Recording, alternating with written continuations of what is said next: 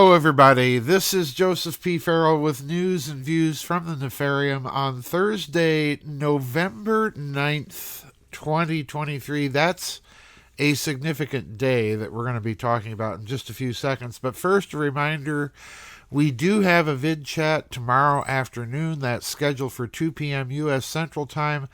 I am going to be there early for two reasons, folks. First of all, to make sure that we are going to avoid the technical glitches that seem to be dogging some podcasters, myself, Dark Journalist, a few other people. So I will be there early to test the technology to make sure we're up and running. Plus, it already looks like we're going to have a pretty hot and heavy set of submissions for the vid chat, so we'll start early so that we can get done at a reasonable hour. Please remember to get your questions, comments submitted no later than by 10 o'clock U.S. Central Time tonight. Now, I mentioned that this is November 9th, 2023, and the anniversary is, of course, it's exactly 100 years ago today. 100 years, folks. Adolf Hitler and the Nazis led the so-called Beer Hall Putsch in Munich against the Bavarian government, ostensibly trying to take over the Bavarian government. Now, this is an episode that ultimately propelled Hitler onto the national scene of politics in Germany. Had it not been for this incident and the show that he made of his trial for treason as a result of this, he would not probably have attained the national prominence, nor the Nazis for that matter, that they did via this incident.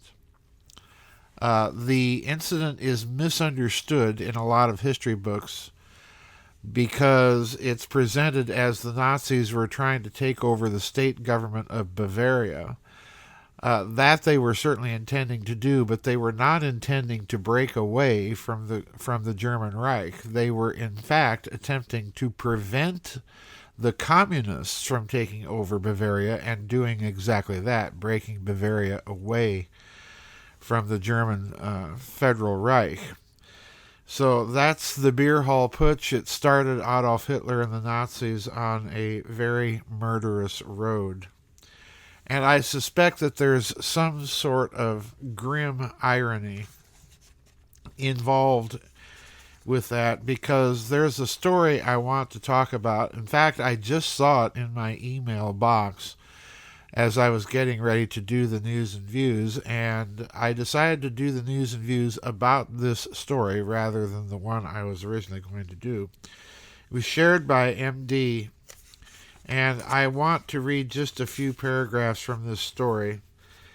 I'm not going to comment much about it other than toward the end.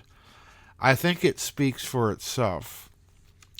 The title of the blog is "The House Republicans Float Bill to Authorize U.S. Military Action in Iran as Fears of a Broader War Grow." Story is by Jake Johnson. It appeared on October 17th, 2023. Quote, "The Republican chairman of the U.S. House Foreign Affairs Committee on Monday said his panel is drafting legislation to authorize the use of military force in Iran amid growing fears that ongoing violence in Israel and Gaza could set off a broader regional conflagration. Representative Michael McCall, Republican of Texas, told CNN that his committee is preparing the bill in the event it's necessary for the U.S. military to become directly involved in another Middle East war. McCall's comments came on the 21st anniversary of the enactment of a measure that authorized the 2003 U.S. invasion of Iraq. Quote, "I hope I never have to mark this bill up," unquote, said McCall, who has repeatedly accused Iran of direct involvement in Hamas's October 7th attack on Israel, even though the U.S. intelligence sources and other government officials state that there's no evidence to support this claim. McCall added that, quote, we have a situation in the Middle East that's growing day by day with intensity, pointing to the increasing likelihood of a full-blown conflict between Israel and Lebanon's Hezbollah and Iran's recent warning that it could be forced to intervene if Israel invades the Gaza Strip. Trita Parsi, the executive vice president of the Quincy Institute for Responsible Statecraft, wrote on social media Tuesday that McCall's remarks provide additional evidence that we are, quote, inching toward a regional war in the Middle East, further fueled by U.S. President Joe Biden's refusal to call for a ceasefire and de-escalation, unquote. Now, I'm skipping a few paragraphs in this article here to this paragraph, quote, war hawks in the U.S. are meanwhile going out of their way to connect Iran to Hamas's attack on Israel and demand military action in response. Senator Lindsey Graham, or as I like to call him, Senator Lindsey Graham Cracker, Republican of South Carolina, suggested in a CNN interview last week that he would support U.S. and Israeli military action against Iran even without specific evidence that Tehran was directly involved in planning the Hamas assault. Please note that, folks, without specific evidence. In an appearance on NBC's Meet the Press on Sunday, Graham said that if Hezbollah, which is backed by Iran, launches a major attack on Israel, he will, quote, introduce a resolution in the United States Senate to allow military action by the United States in conjunction with Israel to knock Iran out of the oil business. Now, let me stop there, folks. Guess who buys most of that Iranian oil? Why, it's China. So, knocking Iran out of the oil business, you would be directly threatening the energy supply of communist China. These people, I'm telling you, are nuts.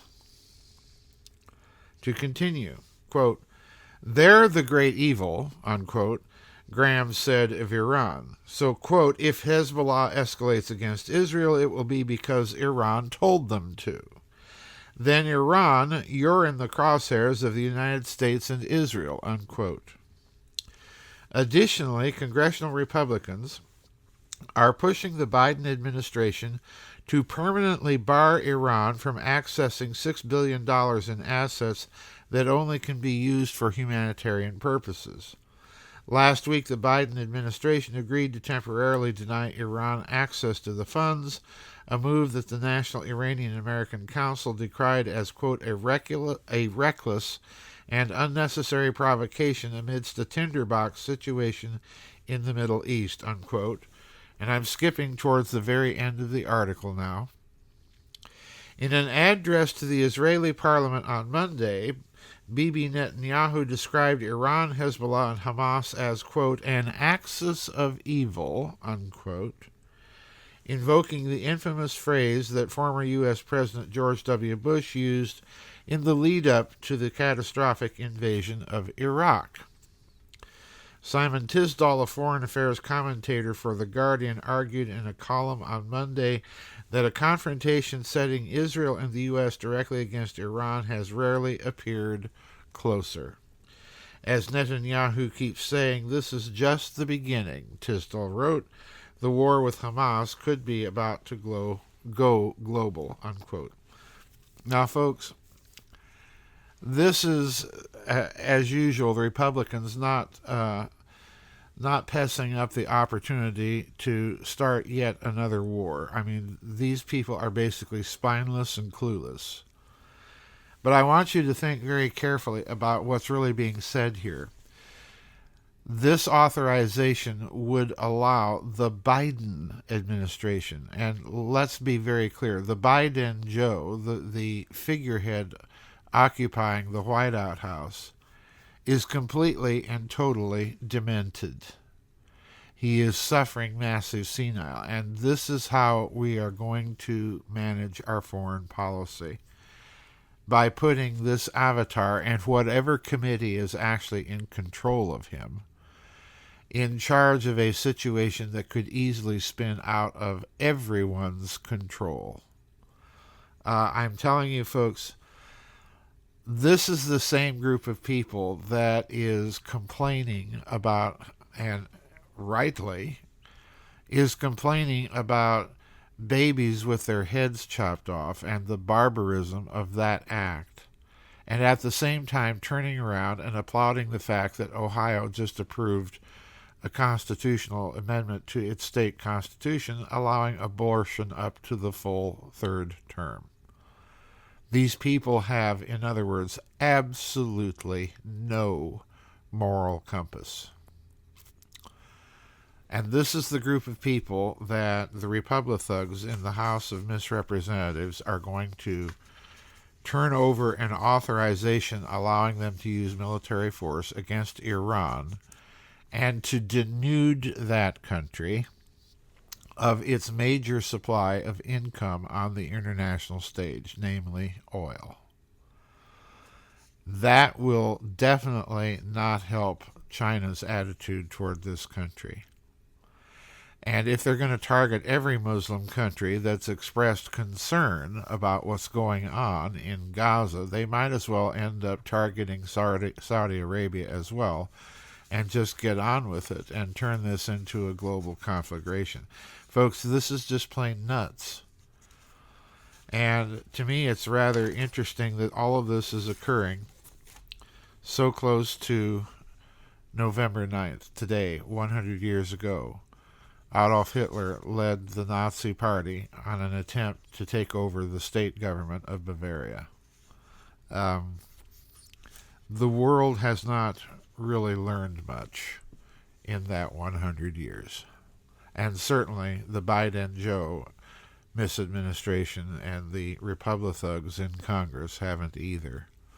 This is a very bad situation, and it is especially bad to turn that kind of war-making power over to a man who is criminal, a grifter, demented, and senile, and venally evil all at the same time. This country has totally lost its moral compass, and I don't think it's going to come to a good end. Anyway, that's it for today's news and views, folks. Don't forget to get your questions and comments in by 10 o'clock tonight. We are having the vid chat tomorrow. It will start early because I need to get in there and make sure that our platform is up and running okay, and given the fact that there are some rather lengthy comments and questions, I do want to start early to make sure that we get done. We'll see you on the flip side, everybody. Bye-bye, and God bless.